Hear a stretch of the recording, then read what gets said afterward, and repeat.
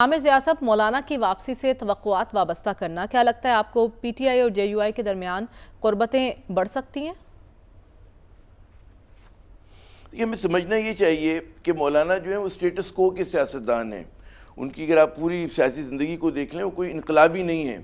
P T I بھی اس وقت بالکل صحیح کہا مجھ سے پہلے وہ جو کہتے ہیں کہ کنفیوژن کا شکار ہے، اور ظاہر ہے کہ اس کے اوپر مشکلیں اتنی پڑی ہیں کہ وہ کنفیوژن نظر آتا ہے کہ وہ ایک طرف سے اسٹیٹس کو چیلنج بھی کرنا چاہتے ہیں، لیکن ان میں وہ ایلیمنٹ بھی ہے کہ جو اسٹیٹس کو کے ساتھ بھی چلنا چاہتا ہے، تو وہ بھی ایک تضادات کا شکار ہیں. اور اس میں کوئی حیرت نہیں ہونی چاہیے، کیونکہ ان پہ اتنا کہتے ہیں نا جبر ہوا، اتنا دباؤ پڑا کہ جب وہ کہتے ہیں نا اکارڈنگ ٹو دا بک کھیل رہے تھے تو آپ نے اس بک کو پھاڑ دیا اور اس بک کو تبدیل کر دیا، اور آپ نے کہا کہ جی کیونکہ جو آپ بک کے حساب سے کھیل رہے تھے، پرانی جو کتاب تھی، اب وہ تمام چیزیں ان لافل ہو گئیں اور انہوں نے جو کچھ کیا تھا وہ حرف غلط ثابت ہوا.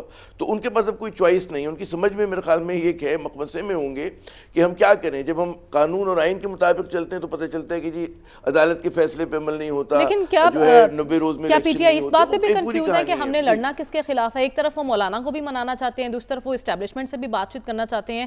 کیا اس بات پہ کنفیوز ہونا بنتا ہے؟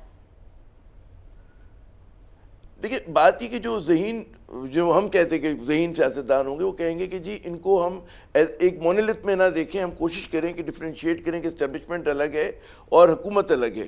اور ظاہر اس کی وجہ یہ ہوتی ہے کہ اسٹیبلشمنٹ پرماننٹ ہوتی ہے، اور خواہش یہ ہوتی ہے کہ جی اسٹیبلشمنٹ کے ساتھ آپ کا ٹکراؤ تصادم نہ ہو. کیونکہ خدا نہ خواستہ فرض کریں کہ اگر آپ اسٹیبلشمنٹ کو ہراتے ہیں تب بھی نقصان ہوتا ہے، اور اگر وہ کہتے ہیں نا ان سے ہار جاتے تب بھی ملک کو آپ کے مقاصد آگے نہیں ہوتے. آپ یہ تصور کریں نا کہ پاکستان میں اسٹیبلشمنٹ کیا ہے؟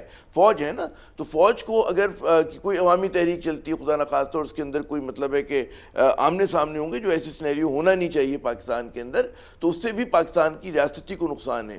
اور اگر آپ صرف مطلب حکومت کو ٹارگٹ کرتے ہیں تو آپ کو یہ بھی پتہ ہے کہ ان کی پشت پناہی جو ہے اس وقت جو ہے، کیونکہ اتنی غیر مقبول حکومت ہے تو اس کی پشت پناہی کون کرے یہ بھی سب کو پتہ ہے. تو ایک بڑی کیش 22 سچویشن میں ہیں ہم لوگ، پورا ملک.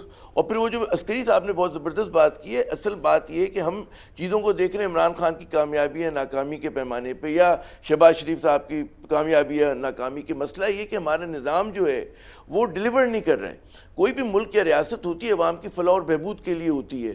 وہ اسسٹنٹ کمشنروں کو ڈبل کیبن گاڑیاں خرید کے دینے کے لیے نہیں ہوتی ہے. آپ کو لگتا ہے کہ ہماری حکمراں اشرافیہ کسی اور دنیا میں رہ رہی ہے اور حقیقت ہماری کچھ اور ہے. آپ ان کے خرچے دیکھیں، مطلب ہے مجھے حیرت ہوتی ہے، چاہے پنجاب گورنمنٹ ہو چاہے سندھ گورنمنٹ ہو، آپ اگر کہتے ہیں کہ ہمارے پاس پیسے نہیں ہیں، ہم لوگ 600 ارب روپے کا ہم لوگوں نے ٹیکس کلیکشن